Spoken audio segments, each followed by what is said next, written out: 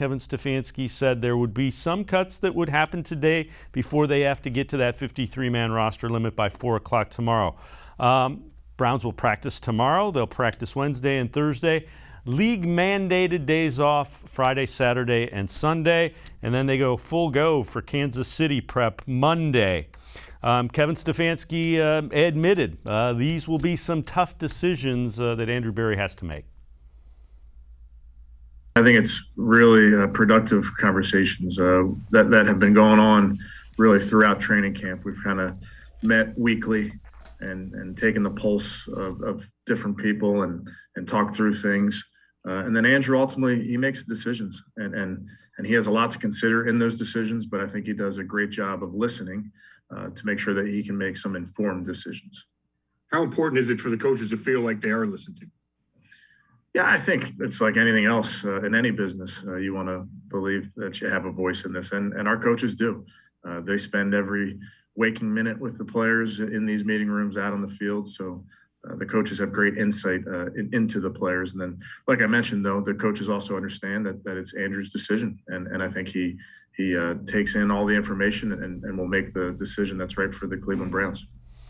Let's welcome in Browns beat reporter for the Plain Dealer and cleveland.com, Mary Kay Cabot. Mary Kay, there won't be many big names or any surprises, but there will be plenty of tough decisions as you get down to that 53-man roster. The last few guys that the Browns cut will likely end up on other rosters. That's how good this roster is.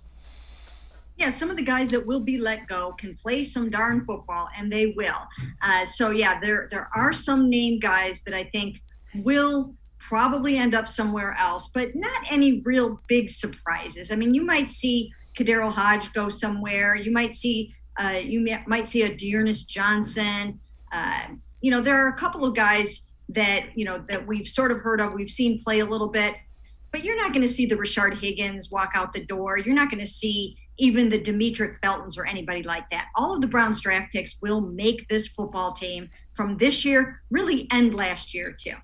When you look at it, some of those last few roster spots, Kadarius Hodge, JoJo Natson, Dearness Johnson, those are guys that were special teams guys that could also be effective as either a wide receiver or a running back. What do you think kind of separates them when you look at them, and what makes them one stay and one or two have to go?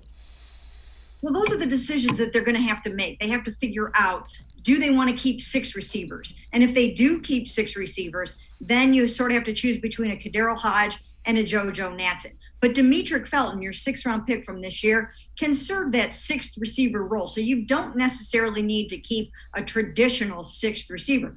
If you do, when I did my 53, I put JoJo Natson on there ahead of Kadarius Hodge because I think Davion Davis, when he comes back from his suspension, might end up going to the practice squad, but he's somebody that can give you more of what a Kadarius Hodge can do. A JoJo Natson, in my mind, really is a dynamic returner and brings a different element to the game. So I would be trying to trade Kadarius Hodge because they have some other Kadarius Hodges on the roster. They've got guys that can do what he can do. He also costs $2.1 million. That's a lot of money for a receiver that might not get on the field very much. So there are so many different ways that you could go about this, and these are the decisions that they're still making right now as we speak.